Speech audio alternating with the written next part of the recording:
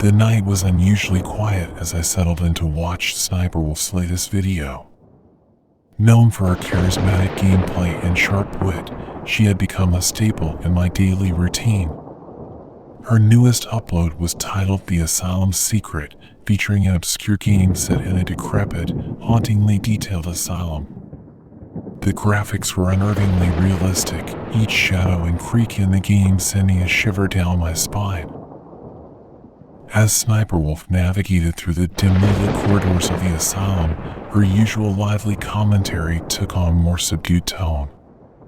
She joked less, and there were moments when she seemed genuinely unnerved by the game's eerie atmosphere. It wasn't just the game that felt off. Something in the background of her room caught my eye, a fleeting shadow that didn't align with the room's lighting. I paused and rewound the video, but the shadow was too quick, almost elusive. Trying to dismiss it as a trick of the light, I continued watching. In the game, Sniperwolf found a series of cryptic notes that hinted at the asylum's dark history. The notes spoke of lost souls and a curse that lingered in the halls. The realism of the game was remarkable, and Sniperwolf's reactions seemed increasingly genuine, her jokes replaced by tense silence. Then, another odd occurrence, a faint whisper in the background of her audio. It was so soft I wasn't sure I had heard it at first. I increased the volume, straining to listen, and there it was again, a whisper that didn't sound like it belonged to the game or Sniperwolf. It was indistinct, yet it filled me with an inexplicable sense of dread. After the video ended, Sniperwolf looked visibly shaken, quickly signing off with a forced smile. It was the last video she uploaded. Days turned into a week with no new posts or updates on her social media. It was unlike her to disappear without notice, and concern began to grow among her fan base, myself included. That night, after the video, was when the strange occurrences began for me. I started noticing shadows in my room, similar to the one I'd seen in Sniperwolf's video. They flickered at the edge of my vision, never fully revealing themselves. A growing sense of unease took hold of me, a feeling that I was being watched. The whispers I heard in the video seemed to echo in my ears when the house was quiet. As the days passed, the line between the game and Sniperwolf's video and my reality began to blur. I'd wake up from nightmares set in the asylum, feeling as if I'd really been there. The whispers grew louder, more persistent, as if urging me towards something. And then, one evening, my computer turned on by itself, the screen displaying the start menu of the asylum game, a game I never downloaded. The horror that began as a simple video was seeping into my life, blurring the lines between the digital world and reality. Unbeknownst to me, this was only the beginning of a terrifying journey that would challenge my understanding of fear. The days following Sniperwolf's mysterious disappearance were filled with a palpable tension. Her absence from social media was met with growing concern and wild speculations among her fans. I found myself frequently checking her channel for updates, but there were none. The last video, The Asylum's Secret, continued to haunt me, especially the fleeting shadows and unexplained whispers that seemed more real than edited effects. My nights became restless. The eerie atmosphere of the game lingered in my mind, making every creak in my house sound sinister. The shadows I had started noticing seemed to grow more distinct, taking on ominous forms in the corners of my room. Sometimes, in the dead of night, I would wake up feeling as if someone or something was watching me. It wasn't just the visual disturbances that unnerved me. The whispers that I had heard in Sniperwolf's video began to invade my quiet moments. At first, they were barely audible, like a distant conversation heard through thick walls. But as days passed, they grew louder, clearer, yet still indecipherable. These whispers seemed to come from nowhere and everywhere at once, filling my room with an otherworldly presence. My attempts to distract myself with other things proved futile. The game from Sniperwolf's video had left a deep imprint on my mind. Out of desperation, I started reaching out to other fans online, hoping someone might have heard from Sniperwolf or noticed the same oddities in her last video. The responses varied. Some shared my concerns, while others thought I was reading too much into a simple horror game playthrough. The most unsettling development occurred one evening when my computer suddenly turned on by itself. The screen flickered to life, revealing the start menu of the Asylum game, its eerie soundtrack filling the room. I was sure I had never downloaded the game, yet there it was, as if it had installed itself. The sight of the game's menu, so similar to the one in Sniperwolf's video, sent chills down my spine. It felt like an ominous invitation, a beckoning into the digital depths that had consumed my favorite YouTuber.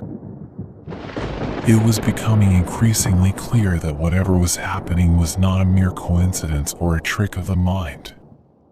The lines between reality and the digital horror of the game were blurring, and I couldn't shake the feeling that I was being drawn into something far beyond my understanding. The whispers, the shadows, and the unexplainable appearance of the game on my computer seemed to be part of a larger, more sinister puzzle. As fear and curiosity wrestled within me, I realized that to find answers, I might have to delve into the game itself, unaware of the horrors that awaited.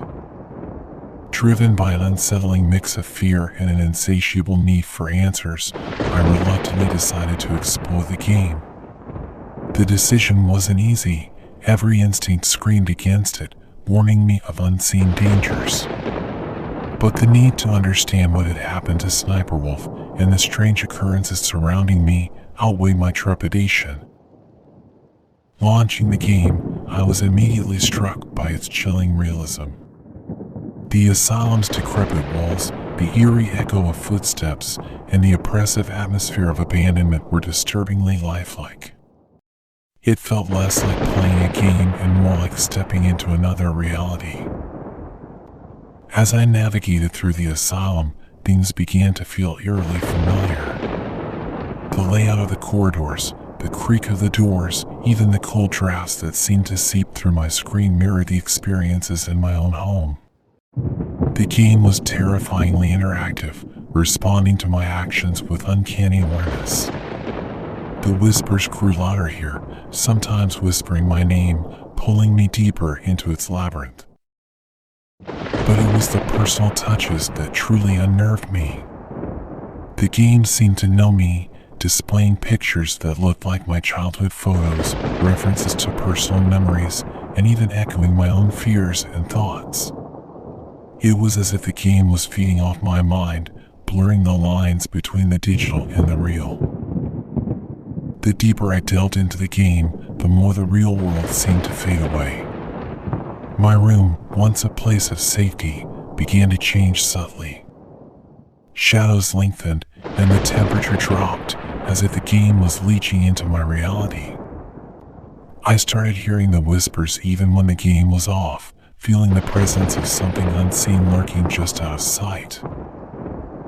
In the game, I discovered an in-game character who resembled Sniperwolf, trapped and tormented within the asylum's walls. Her avatar, pale and frightened, seemed to recognize me. She communicated through broken sentences and fearful glances, hinting at a truth too horrifying to comprehend. The game wasn't just a game, it was a trap, a digital snare that lured players into its clutches. My attempts to quit were futile. Each time I tried to shut the game down, my computer would glitch and bring me back to the asylum. Sleep became impossible, haunted by nightmares of the asylum and its ghostly inhabitants.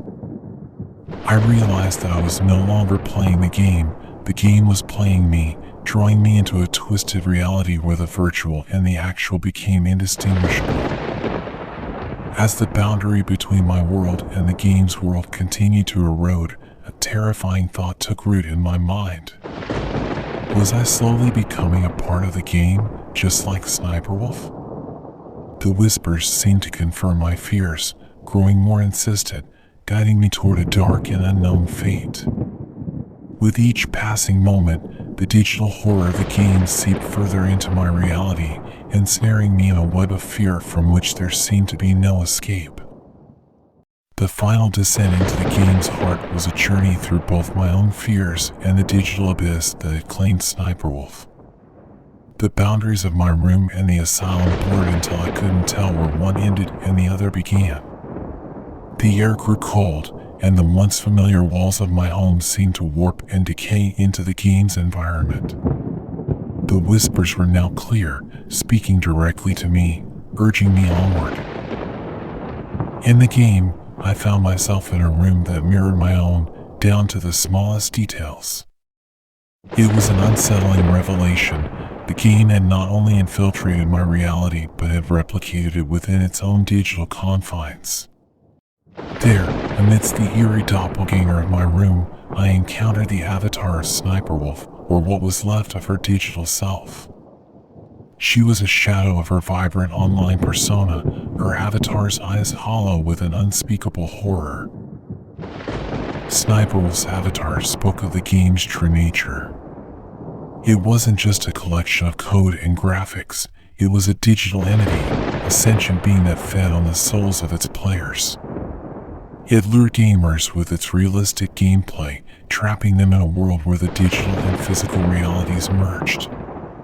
Sniperwolf had been trying to warn her viewers in her last video, but the game had consumed her before she could reveal the truth.